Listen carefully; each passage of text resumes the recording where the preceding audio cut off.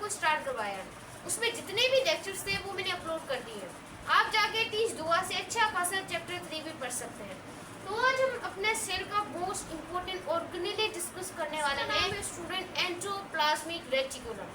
जितने भी ऑर्गेनेली हैं हम उन्हें स्टडी करेंगे वन बाय वन, लेकिन फर्स्ट वन हम एंडोप्लाज्मिक रेटिकुलम को, क्योंकि मैं जैसे सीक्वेंस आपको फॉलो करवाती जाऊंगी ऑर्गेनेली आपको बहुत अच्छे तरीके से क्रिस्टल क्लियर हो जाएंगे, ये मैं आपको गारंटी देती हूँ।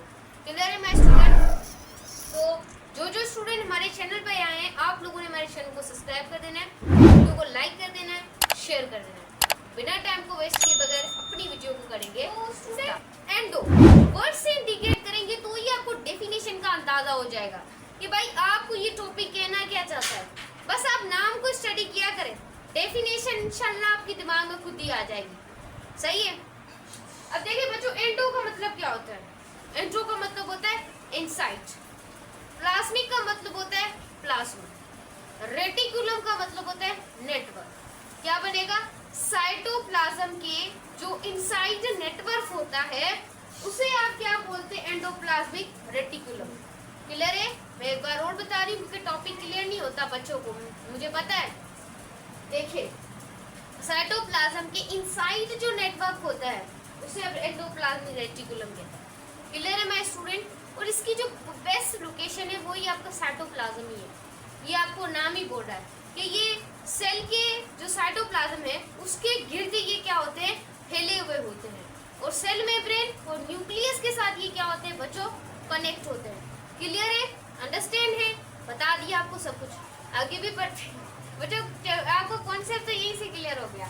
देखें कैसे ये मेम्ब्रेन बाउंड ऑर्गेनेली है। आपको पता है कि कुछ नॉन मेम्ब्रेन बाउंड ऑर्गेनेली भी होती है, जैसे कि हमारा राइबोसोम बाबा, जैसे कि हमारा राइबोसोम हो गया, सेंट्रियोल्स हो गए, एक्सोस्केलेटन हो गया।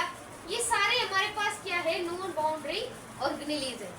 क्लियर है? जो कि हम इस चैप्टर में लर्न करेंगे। नेक्स्ट टॉपिक ही हमारा क्या होने वाला है बच्चों? राइबोसोम होने वाला है, उसके बाद गोल्जी बॉडी होने वाली है, एंड नेक्स्ट हमारे पास आएगा लाइसोसोम, एंड डेट आगे भी पढ़ेंगे। सही है? तो ये नॉन मेम्ब्रेन बाउंडेड ऑर्गेनेली है, लेकिन वर्क ये भी बहुत बड़ा करते हैं। क्लियर है? और ये फाउंडेन होते हैं यूकैरियोटिक सेल। यूकैरियोटिक सेल मैंने आपको बता दूं कि जिसका न्यूक्लियस अच्छे तरीके से बना ऑर्गेनेली।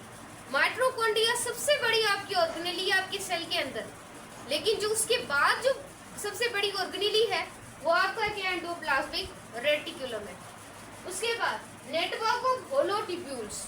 कैसे ये नेटवर्क होता है आपका? होलोट्यूब्यूल का, ये याद रख लेना है। मैंने आपको पूरा टॉपिक ला के बोर्ड के ऊपर फेंक दिया है, बस आपने लर्न कर लेना है इसे।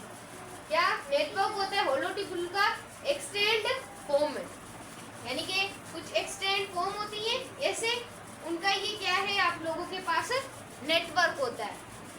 न्यूक्लियस टू सेल मेम्ब्रेन के साथ कनेक्ट होता है, साइटोप्लाज्म के गिर्द ये बिखरा हुआ होता है, and set for many cellular activities.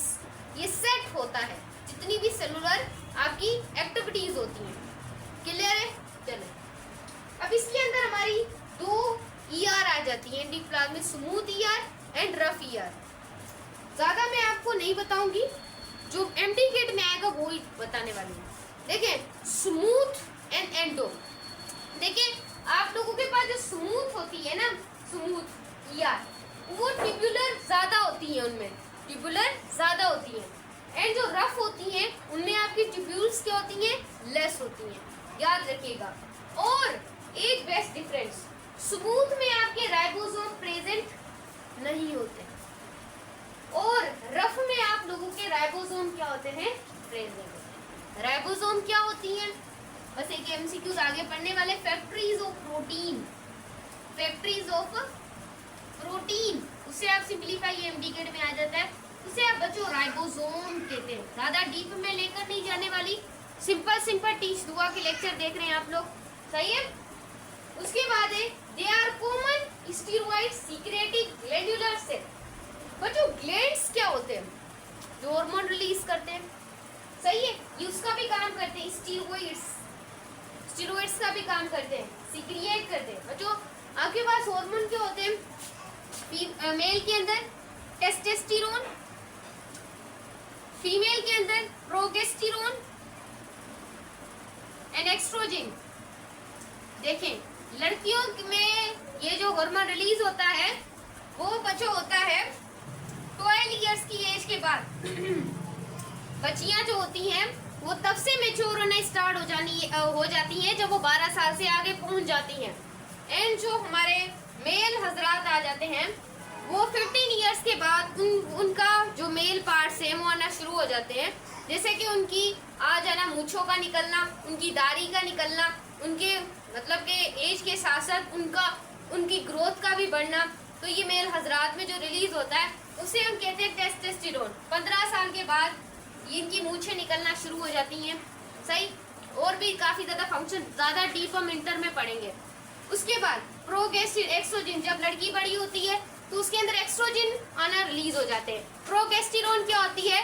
जब यूटेरस, अब जो बच्चा होता है वो अपनी माँ के पेट के अंदर होता है।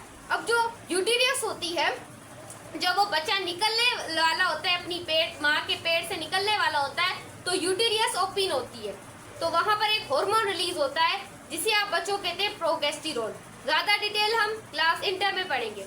सही, इतना याद रख लें आप लोगों के लिए। They are set of many chemical activities.